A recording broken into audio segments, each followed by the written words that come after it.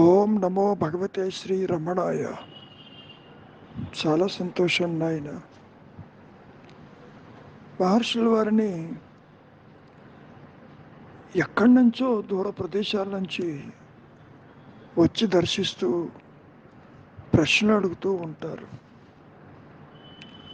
సామాన్యంగా ప్రతి ఒక్కరూ ఏమనుకుంటారంటే తాము అనుభవిస్తున్న సుఖదుఖాలు ఏనాడో చేసుకున్నటువంటి కర్మ విశేషాలే తప్ప మరొకటి కాదని భావిస్తూ ఉంటారు. అట్లా భావిస్తున్నటువంటి వాళ్ళల్లో ఒకరు అడుగుతున్నారు మహర్షులు వారిని, కర్మ అంటే ఏమి? ఇక్కడ మనం అర్థం చేసుకోవాల్సింది, కర్త కనుక ఉంటే కర్మ ఉంటుంది, కర్తృత్వం ఉంటే భోక్తృత్వాలు ఉంటాయి. ఈ మాయలో ప్రతి ఒక్కరూ కూడా పిడికెడు ప్రారంధంతో ఈ మాయలోకి వస్తున్నారు. అందులో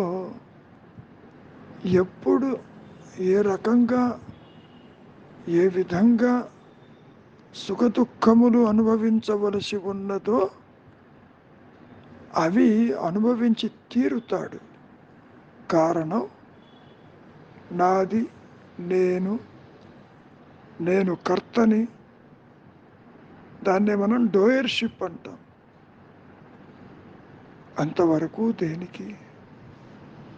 భగవద్గీతలో అర్జునుడు మరి కర్తృత్వంతోనే కదా నా వాళ్ళని నేను ఎలా చంపుతానన్న పాట వచ్చింది. నీవెవరికి చంపటానికి? నీవు కర్తవి కాదు, నీ ధర్మం నువ్వు చేయమని చెప్పి గీత మొదలైంది కదా. మహర్షి ఏమంటారంటే ఈ సందర్భంలో, కర్త ఉన్నాడేమో చూడు, అదే నేనెవరు అనేటటువంటి విచారము, అనాత్మ విచారము. ఆత్మను గురించి ఎవరూ విచారం చెయ్యలేరు.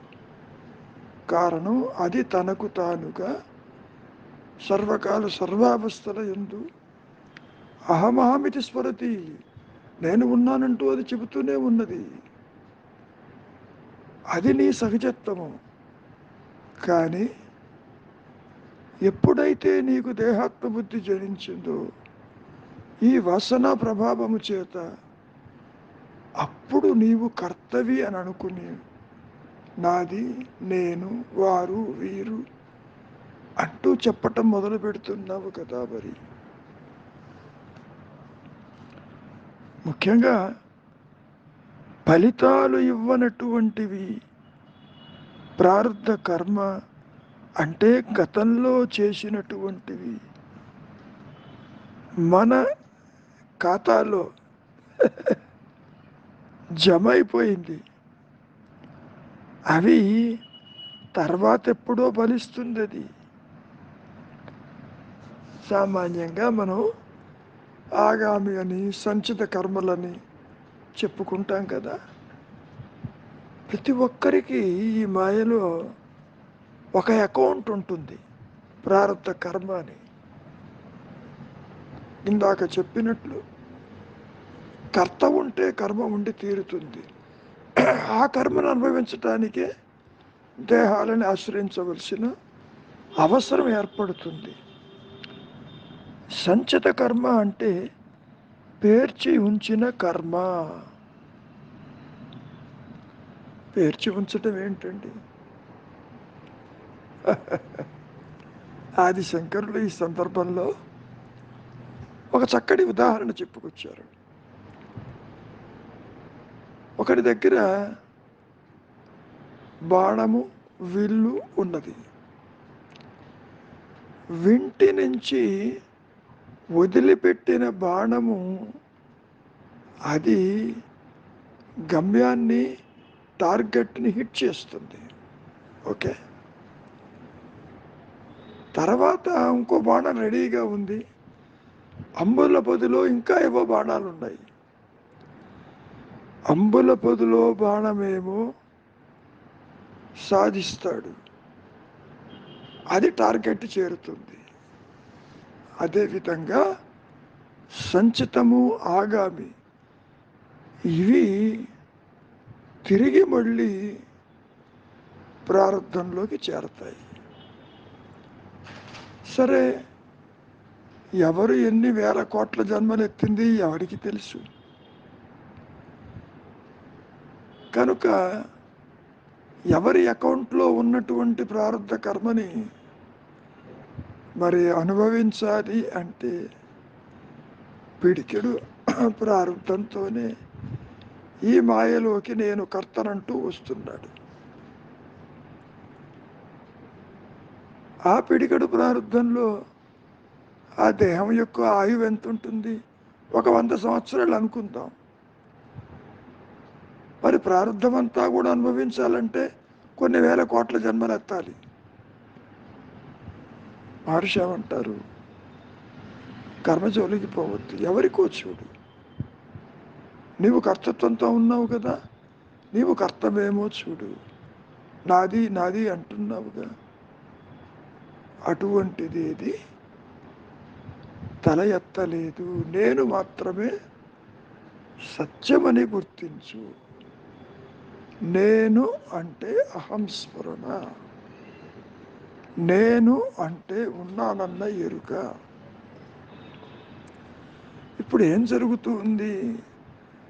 నీవు కాని దానితో నీ ఉనికిని ఏర్పరచుకుని నేనంటే ఈ దేహము, దేహ ధర్మాలు నా ధర్మాలు, దేహం పుట్టుక నా పుట్టుక అనేటటువంటి మాయాజనితమైనటువంటి విషయం ఈ కర్తృత్వంతో ఏర్పడింది.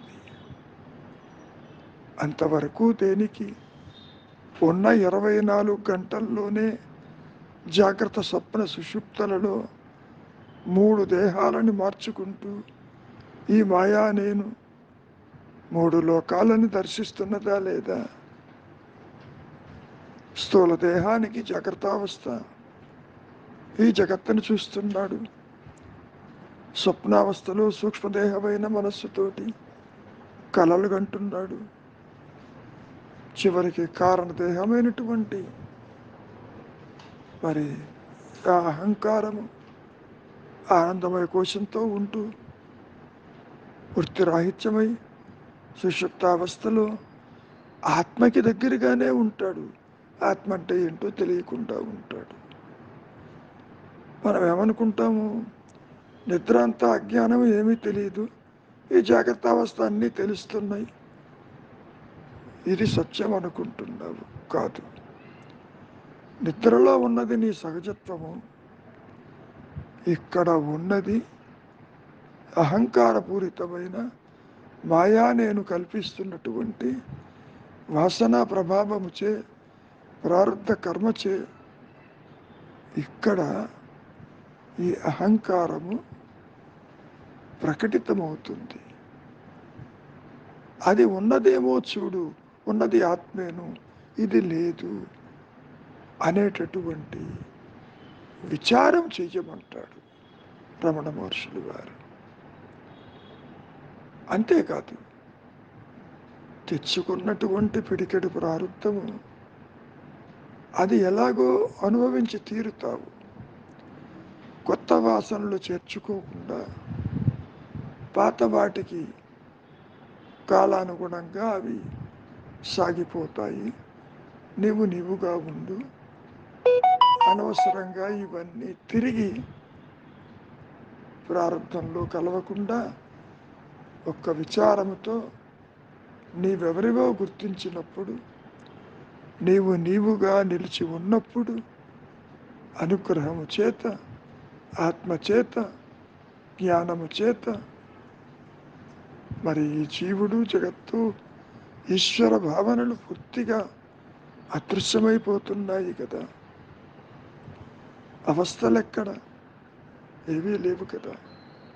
కాబట్టి కర్మ ఎవరికో చూడు అనేది ఇక్కడ విశేషము. మరి నిజంగా ఉన్నయ్యా ఈ కర్మలు, ప్రభావాలంటే కర్త అనుకున్నంత కాలం అది ఉంటుంది, లేకపోతే ఉండదు. ఆత్మగా ఎరుకగా నీవు నిలిచి ఉంటే ఏ కర్మ నిన్ను బంధించదు. మంచిది. మౌనమే నీ సహజత్వం.